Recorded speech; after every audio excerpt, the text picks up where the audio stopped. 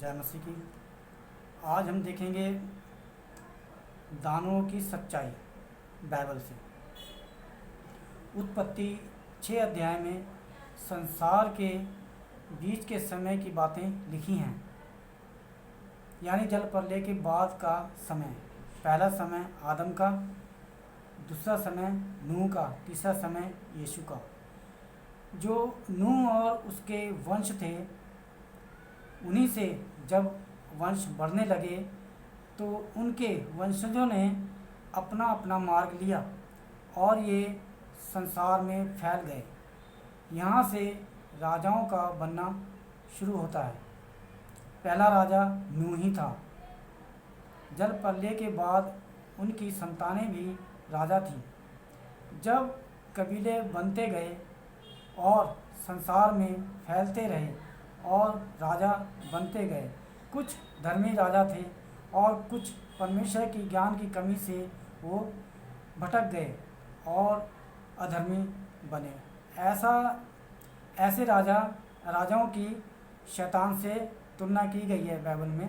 आगे बताते हैं, अपने आप को परमेश्वर से बड़ा मानने लग गए, जैसे कि अशूर का राजा या बाबुल का आदि और भी राजा थे, है ना। यशायाह 14 अध्याय में इनका वर्णन मिलता है। आगे भी और राजा हैं, इसमें आगे देखते हैं। परमेश्वर की महिमा नहीं की इन्होंने, बल्कि उसके विरुद्ध खड़े हो गए, यानी कि उनके परमेश्वर के विरुद्ध ऐसा राजा समझ लो खड़ा हो गया। अपने को परमेश्वर से ऊंचा करके माना और अपनी प्रजा को भी शिक्षा ऐसी दी होगी, तभी वो यानी कि जब अपने आप को परमेश्वर मान रहा है तो यानी कि प्रजा को भी ऐसा ही शिक्षा देता होगा।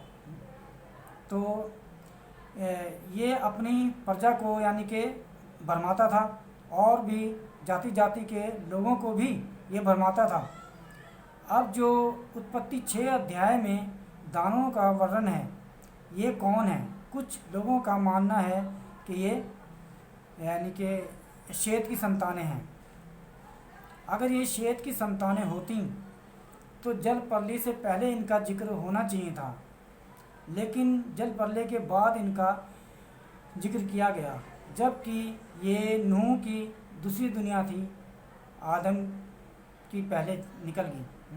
तो उत्पत्ति 6 अध्याय में साफ लिखा है, उस समय दुनिया बहुत बढ़ चुकी थी। इसका मतलब बहुत लंबा समय बीत गया था इस दुनिया को आगे बढ़ने के लिए, पूरी दुनिया में फैल गई थी इसका मतलब। और उस समय मनुष्यों की पुत्रियां सुंदर होती थीं। तो परमेश्वर के पुत्रों ने जिस स्त्री को जिसको उन्होंने चाहा, उन्होंने उनके साथ विवाह किया और उनसे जो पुत्र उत्पन्न हुए वो शूरवीर होते थे और बड़े बड़े कद के होते थे।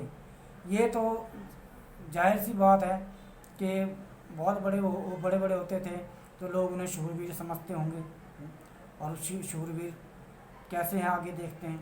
लेकिन आज वो भी यानी कि संसार में नहीं रहे, वो भी मर गए।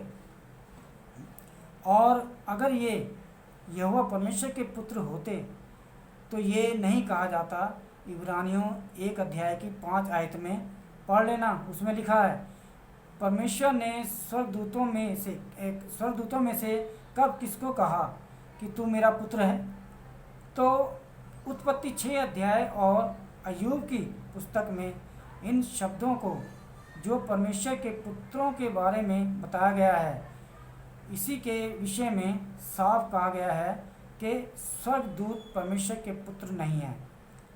इब्रानियों 1 अध्याय की 5 आयत में जैसे पहले बताया यानी कि इसमें और वो सेवा टहल करने वाली आत्माएं हैं जो ब्याह शादी नहीं कर सकते। मत्ती 22 अध्याय की 30 आयत में पढ़ लेना, उनको ये दान या वरदान ये नहीं मिला। अगर रूप भी धारण कर लें तब भी ये यानी कि शक्ति या दान उनको नहीं मिल सकता। अब जिस तरह से यानी कि कोई मनुष्य औरत का वेश धारण कर ले तो क्या वो शक्ति होगी उसमें औरत की तरह, या औरत मर्द का धारण कर ले वेश तो क्या वो शक्ति होगी उसके अंदर? वेश धारण कर सकते हैं लेकिन वो शक्ति नहीं होती है। यह इसने बताया कि अगर ये वेश भी धारण कर लें तो उनमें ये शक्ति नहीं होती। अगर ये दान उनको मिलता तो सोचो, जब स्वर्ग में परमेश्वर से विद्रोह कर लिया तो संसार में क्या कुछ नहीं कर सकते थे। ये परमेश्वर ने सोच समझकर इन्हें बनाया है। तो ये जो परमेश्वर के पुत्र करके बताया गया है, ये ना तो यहोवा परमेश्वर के पुत्र हैं और ना ही स्वर्गदूत हैं। ये कौन से परमेश्वर के पुत्र हैं इसका खुलासा करते हैं। जो यशायाह 14 अध्याय में मिलता है वो है अशूर का राजा या बाबुल का आदि। वो वही है जो अपने आप को यहोवा परमेश्वर से भी बड़ा परमेश्वर बताता है कि मैं यहोवा परमेश्वर से भी ऊंचा सिंहासन बनाऊंगा और अपनी प्रजा को भी यही संदेश देता होगा, यही संदेश देता होगा। वो भी इसे परमेश्वर करके मानते होंगे और मानते थे हैं। जाति जाति के लोगों को यही भरमाता था। इसी राजा को शैतान से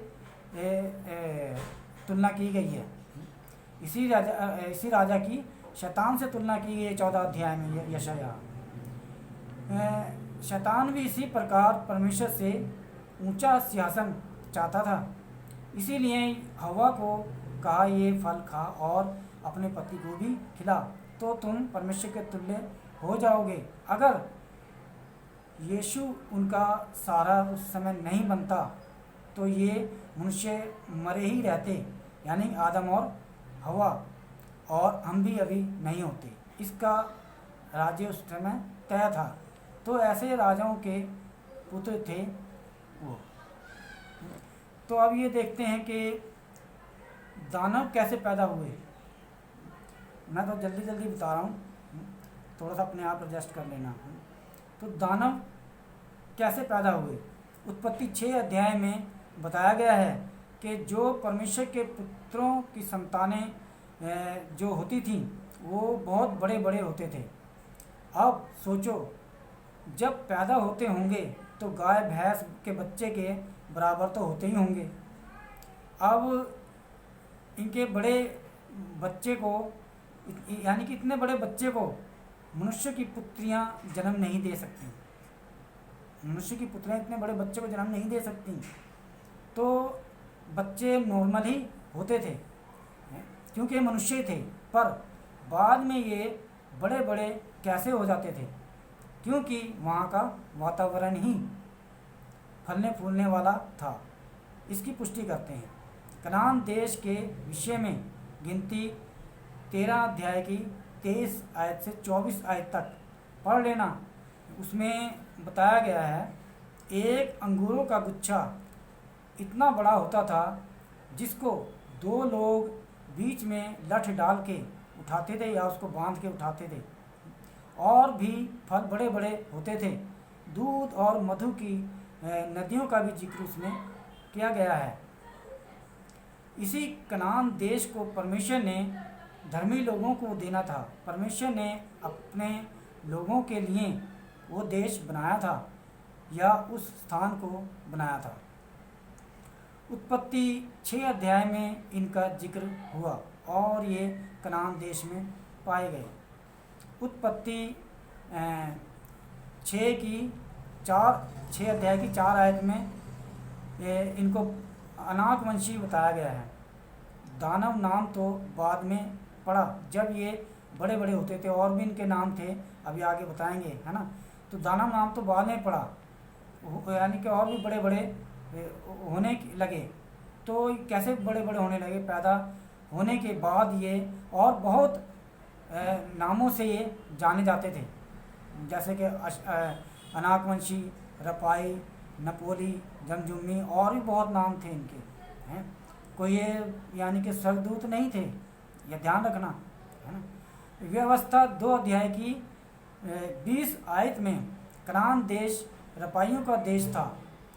अम्मोनी लोग इनको जमजुम्मी कहते थे। इसी प्रकार से दानाम भी नाम इनका पड़ा। गिनती 13 अध्याय की 28 आयत से 33 आयत तक पढ़ लेना।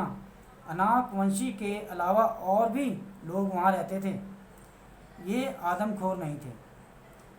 40 दिन तक भेदिए, यहोशू के भेदिए वहाँ रहे, उनमें रहे।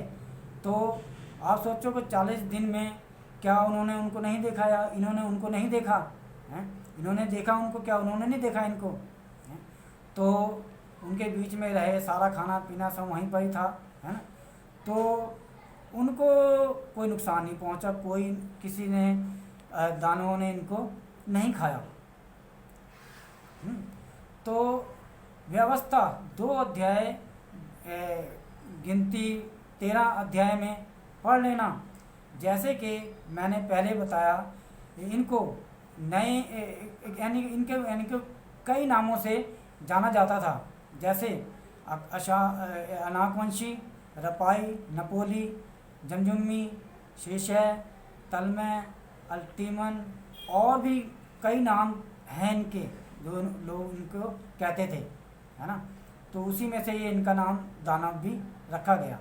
तो बड़े बड़े होने के कारण दानव नाम भी पड़ गया। तो क्या ये अनोखी बात है? नहीं, बात है, क्योंकि बड़े बड़े होने के कारण कुछ लोग इनको देवगण यानी कि इनके जो पिता थे, परमेश्वर के पुत्र जिनको कहते हैं, उनको भी लोग यानी कुछ लोग देवगण बताते थे। तो इनके ऊपर यानी कि कहते थे और इन पर कथा कहानियाँ भी बनाई गईं।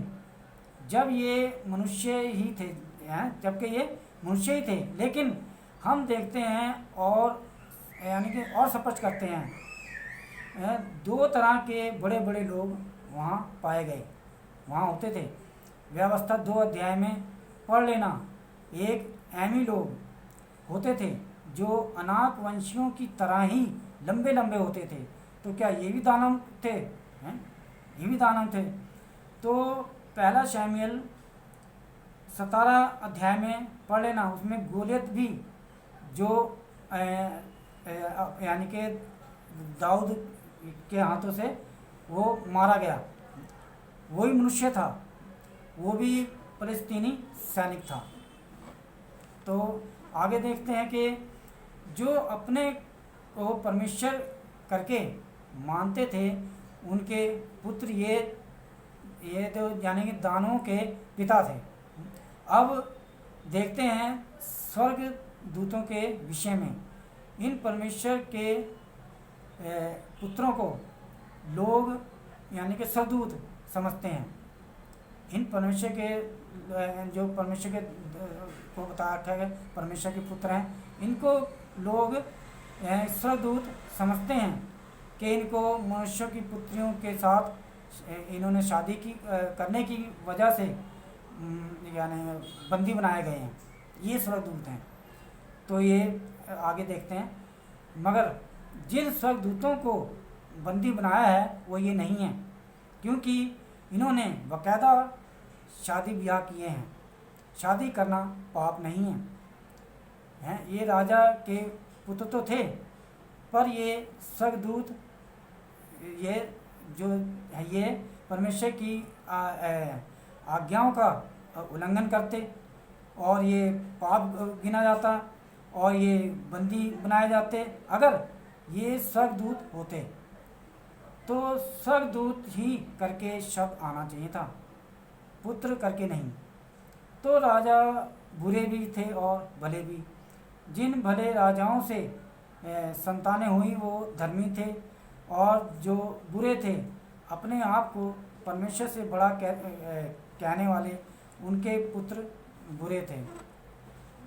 अब देखते हैं अय्यूब की पुस्तक में 1 अध्याय की 6 आयत में और 2 अध्याय की 1 आयत में ये क्या बताती हैं। 1 अध्याय की अय्यूब 1 अध्याय की 6 आयत में साफ लिखा है कि ये केवल यहोवा परमेश्वर के पुत्र हैं। उनको अच्छी तरह से पढ़ लेना, उसमें परमेश्वर करके नहीं लिखा, उसमें ये लिखा है केवल, यानी कि यहोवा परमेश्वर के पुत्र हैं ये हैं, सिर्फ परमेश्वर के नहीं। उत्पत्ति 6 अध्याय में केवल परमेश्वर के पुत्र बताया गया है। तो परमेश्वर और यहोवा परमेश्वर में अंतर है। परमेश्वर बहुत से हैं। परमेश्वर उनको भी कह सकते हैं जो पत्नियों के पति हैं, यानी ये पति उस स्त्री का पति परमेश्वर है, लेकिन यहोवा परमेश्वर नहीं कह सकते। तो अय्यूब 1 अध्याय की 6 आयत में साफ लिखा है कि यहोवा परमेश्वर के पुत्र आए, परमेश्वर के सामने उपस्थित हुए हैं और उनके साथ शैतान भी उपस्थित हुआ। तो ये शैतान स्वर्ग में नहीं जा सकता, शैतान स्वर्ग में नहीं जा सकता, इसे तो वहाँ से घेरा गया है और ऐसों के कारण स्वर्ग में पहरा लगाया गया है। पहली बात तो ये है कि शैतान स्वर्ग में गया ही नहीं। ये यानी कि परमेश्वर की सभा में गए थे जो स्वर्ग में नहीं है, जो स्वर्ग में नहीं। और जो ये यहोवा परमेश्वर के पुत्र हैं, परमेश्वर के सामने उपस्थित हुए, ये कौन है? ये वो आत्माएं हैं जो अब्राहम से पहले मरते थे। उनकी आत्माएं हैं यहोवा परमेश्वर के पास जाती थी। अब्राहम के बाद अब प्रभु के लोग अब्राहम की गोद में जाते हैं। तो शैतान भी आत्मा है, इसीलिए उनके साथ चला जाता था, लेकिन स्वर्ग में नहीं जा सकते। न्याय से पहले स्वर्ग में नहीं जा सकते हैं। अब्राहम की गोद लूका में पढ़ लेना, लूका 16 अध्याय में पढ़ लेना। अब्राहम की गोद में अब हम जो भी मरते हैं संसार में वो अब्राहम की गोद में जाते हैं। परमेश्वर ने ये स्थान अब्राहम को दे दिया। पहले परमेश्वर इस स्थान पर अपना सभा लगाता था, जो मरे हुए जाते थे और उनके साथ शैतान भी जाता था, क्योंकि आत्माएं जा सकती हैं वहाँ हैं और शैतान भी आत्मा ही है। मत्ती 22 अध्याय की 30 आयत में पढ़ लेना, क्योंकि वहाँ ब्याह शादी स्वर्गदूतों के विषय में बताया गया है कि वहाँ ब्याह शादी नहीं होते। वहाँ सब स्वर्ग में परमेश्वर के दूतों की नाई होंगे, क्योंकि जो शादी ब्याह का सिस्टम है वो हमारी शरीर में ही है। मरने के बाद ये सब खत्म है, केवल हमारा आत्मा ही रहेगा परमेश्वर के पास। अब जो बंदी बनाए गए स्वर्गदूत हैं, ये विषय अलग है, थोड़ा लंबा है। इसको अगली वीडियो में इसको स्पष्ट करेंगे कि ये बंदी बनाए हुए स्वर्गदूत कौन है बाइबल में ही है, उसको अगली वीडियो में हम बताएंगे। तभी तो आगे बताते हैं कि तभी तो मत्ती 22 अभी बताते हैं कि मत्ती 22 की 30 आयत में देखेंगे। जैसे पहले बताया गया कि ये ब्याह शादी नहीं कर सकते, ये आत्माएं हैं, संसारी शरीर नहीं है।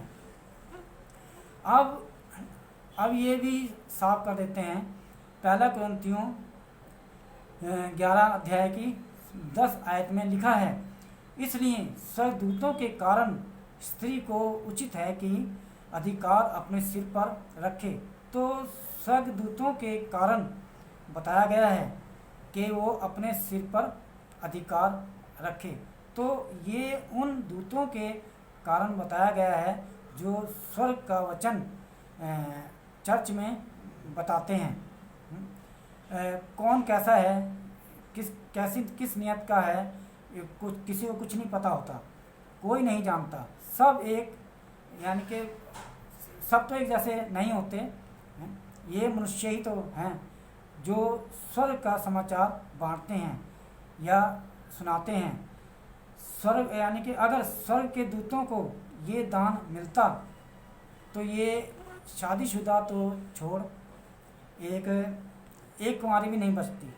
आज भी तो वही स्वर्गदूत हैं, आज भी वो ऐसा काम कर सकते हैं जो इन्हीं के चर्च में या यानी कि शादीशुदा के साथ, तो आप कुंवारी के साथ भी कुंवारी को भी नहीं छोड़ते। तो इसलिए तो ये उनमें शक्ति दी नहीं गई है ना, तो इसलिए वो ऐसा नहीं करते। ये तो इस संसार के जो स्वर्ग का सुसमाचार सुनाते हैं इनको भी स्वर्गदूत ही कहते हैं, है ना। हालेलुया।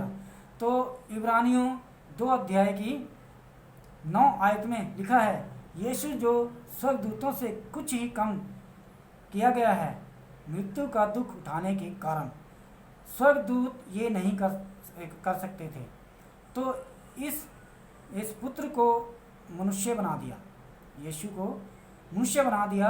इसीलिए थोड़े समय के लिए स्वर्गदूतों से कुछ कम किया गया है, क्योंकि उसको मनुष्य बनाया गया है, इस करके स्वर्गदूतों से कुछ कम किया गया है।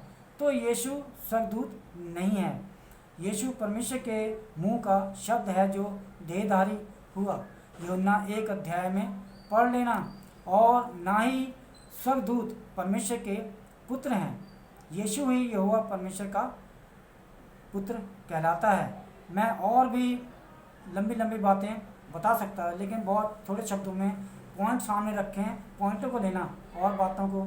मैं ही बहुत लंबी लंबी बातें ना करना चाहता हूँ, ना किसी की लंबी बातें सुनना चाहता हूँ, ठीक है ना। तो छोटी सी बातें, थोड़ी थोड़ी बातें मैंने आपके सामने रखी हैं, तो इसको ही आप बढ़ा सकते हो। बेस बातें हैं जो इनको आप बढ़ा सकते हो। धन्यवाद। जय मसीह की।